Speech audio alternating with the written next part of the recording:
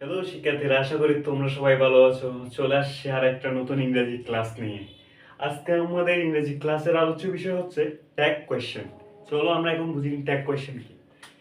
Tag শব্দের অর্থ হচ্ছে যুক্ত করা। কি যুক্ত করবো ভাইয়া? কোয়েশ্চেন। ট্যাগ মানে যুক্ত করা, কোয়েশ্চেন মানে প্রশ্ন। আমরা একটি বাক্যের শেষে একটা প্রশ্ন যুক্ত করব। কোনো বাক্যের শেষে প্রশ্ন যুক্ত করাই হলো বাই ট্যাগ কোয়েশ্চেন। আরেকবার বলি, ট্যাগ শব্দের অর্থ হচ্ছে যুক্ত করা। কি যুক্ত করব? Question, tag question. আমরা কি যুক্ত করব? কোয়েশ্চেন। এই কোনো বাক্যের শেষে কোনো প্রশ্ন যুক্ত করাকেই বলা হয় ট্যাগ কোয়েশ্চেন। এখন ট্যাগ কোয়েশ্চেনে বেশ কিছু কয়েকটা স্টেপ জানলে তুমি ট্যাগ কোয়েশ্চেন শেষ করতে পারবে। ট্যাগ কোয়েশ্চেনের মতো সহজ বিষয় ইংরেজিতে আর কোনো কিছুই নেই। এখন জেনে নিয়ে স্টেপগুলো কি। স্টেপগুলো হচ্ছে ট্যাগ কোয়েশ্চেন সব সময় শেষে বসে। এখন আমি একটু আগে যেটাই বললাম, ট্যাগ কোয়েশ্চেন সব সময় শেষে বসবে ভাইয়া। আর ট্যাগ কোয়েশ্চেন সেকেন্ডটা হলো ট্যাগ কোয়েশ্চেন শুধু সাবজেক্ট এবং অক্সিলারি ভার্ব বসবে। শুধুমাত্র সাবজেক্ট আসবে আর অক্সিলারি ভার্ব আসবে। আর শেষে একটা প্রশ্নবোধক চিহ্ন দিতে হবে। ট্যাগ কোয়েশ্চেন শেষে একটা প্রশ্নবোধক চিহ্ন দিতে হবে। যেহেতু কোয়েশ্চেন সেহেতু একটা কোয়েশ্চেন মার্ক দেওয়া উচিত। আর থার্ড নাম্বার অপশনটা হলো সেন্টেন্সটা যদি অ্যাফার্মেটিভ হয়, সেন্টেন্সটা হা বোধক হলে ট্যাগ কোয়েশ্চেন হবে নেগেটিভ বা না বোধক। আর সেন্টেন্স নেগেটিভ হলে ট্যাগ কোয়েশ্চেন হবে হা বোধক বা অ্যাফার্মেটিভ। আর একবার বলি, সেন্টেন্সটি অ্যাফার্মেটিভ হলে ট্যাগ কোয়েশ্চেন হবে নেগেটিভ, আর সেন্টেন্সটি নেগেটিভ হলে ট্যাগ কোয়েশ্চেন হবে অ্যাফার্মেটিভ। আরেকবার বলছি, ট্যাগ কোয়েশ্চেন সবসময় শেষে বসে। ট্যাগ কোয়েশ্চেন সবসময় শেষে বসে। আর ট্যাগ কোয়েশ্চেনে শুধু সাবজেক্ট এবং অক্সিলারি ভার্ব আসবে। আর অক্সিলারি সাবজেক্ট এবং অক্সিলারি ভার্ব হলে একটা কোয়েশ্চেন মার্ক দিতে হবে। আর সেন্টেন্স অ্যাফার্মেটিভ হলে ট্যাগ কোয়েশ্চেন হবে নেগেটিভ, আর সেন্টেন্স নেগেটিভ হলে ট্যাগ কোয়েশ্চেন হবে অ্যাফার্মেটিভ। এরপর নাম থাকলে ট্যাগ কোয়েশ্চেন নাউনের পরিবর্তে প্রোনাউন হবে। যেমন কোনো নাম থাকলে হি, ছেলেদের নাম থাকলে হি, মেয়েদের নাম থাকলে সি। যে কোনো নাউন থাকলে এটার, আর কোনো বস্তুর নাম থাকলে এটার পরে ইট বসবে। সাবজেক্টে নাউন থাকলে ট্যাগ কোয়েশ্চেন নাউনের পরিবর্তে সবসময় প্রোনাউন হবে। ট্যাগ কোয়েশ্চেনে সবসময় নাউনের পরিবর্তেই প্রোনাউন বসবে। কখনো নাউনটা একটি সেন্টেন্সে একটি নাম কখন দুইবার ব্যবহার করলে এটা দেখতে সুন্দর দেখায় না বলে আমরা দুইবার ব্যবহার করি না। সো এখানেও সেরকম দুইবার ব্যবহার করা হবে না। নাউনের পরিবর্তে সবসময় প্রোনাউন ব্যবহার করা হবে। আর একটি ব্যতিক্রম হচ্ছে ইম্পারেটিভ সেন্টেন্সে গিয়ে।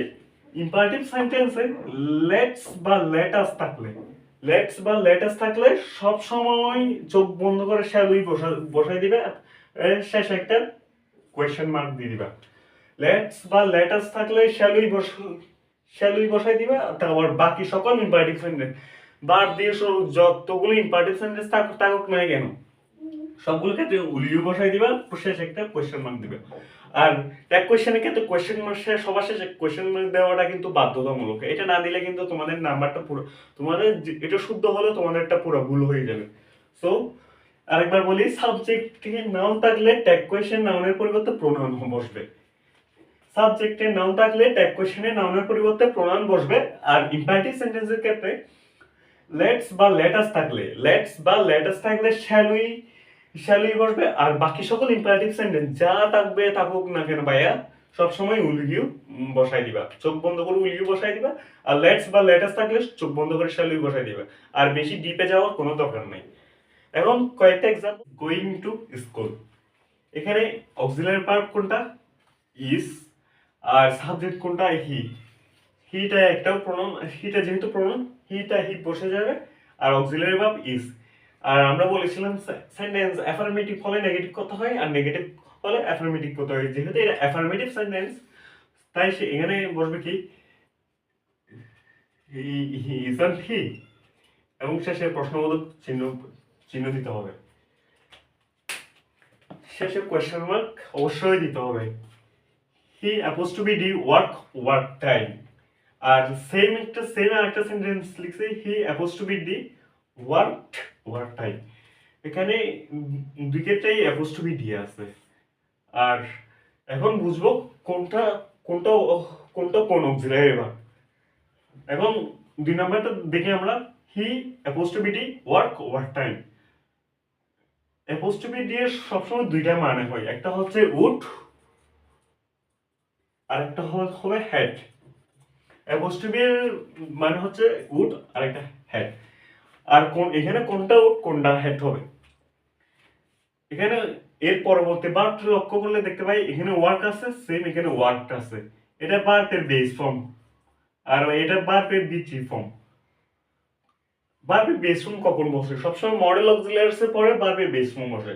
সো এখানে হবে কি উড, এটা যেহেতু অ্যাফার্মেটিভ নেগেটিভ করতে হবে, উডন্ট হি কোয়েশ্চেন মার্ক দিতে হবে। তারপর এটা হবে কি, যেহেতু বিচি ওই হ্যাড বা হেডের পরে সবসময় ভার্বের বিচি ফর্ম বসে, সো এখানে হবে হেড। অ্যাফার্মেটিভ যেহেতু নেগেটিভ করতে হবে, হ্যাড অ্যান্ড হি। আর এরপরেরটা দেখি লেটস গো হোম। আমি বলেছিলাম লেটস বা লেটাস থাকলে চোখ বন্ধ করে শালই বসাই দিবেন।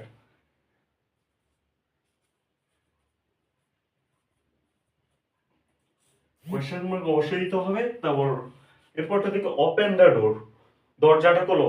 এটা একটা আদেশ বোঝাচ্ছে, এটা একটা imperative sentence. Imperative sentence let's বা লেটাস ছাড়া বাকি সবগুলোর ক্ষেত্রে উইল। সো এখানে লেটস বা লেটাস নেই, সেহেতু আমরা উইল বসাই দিই।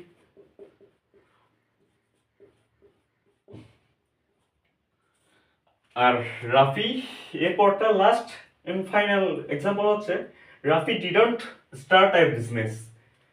আমি বলেছিলাম অ্যাফার্মেটিভ থাকলে নেগেটিভ এবং নেগেটিভ থাকলে অ্যাফার্মেটিভ করতে হবে, যেহেতু এখানে ডিডন্ট অ্যাফার্মেটিভ, সো এটা নেগেটিভ সেন্টেন্সকে আমাদের অ্যাফার্মেটিভ করতে হবে।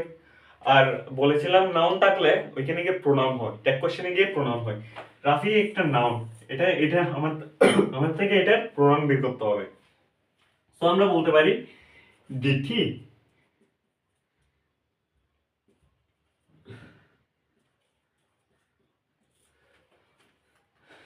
আশা করি তোমাদের আমার এই ক্লাসটি ভালো লাগবে। দেখা হবে পরের একটি নতুন ক্লাস নিয়ে। সবাইকে ধন্যবাদ। ততক্ষণ পর্যন্ত সুস্থ থেকো, ভালো থেকো।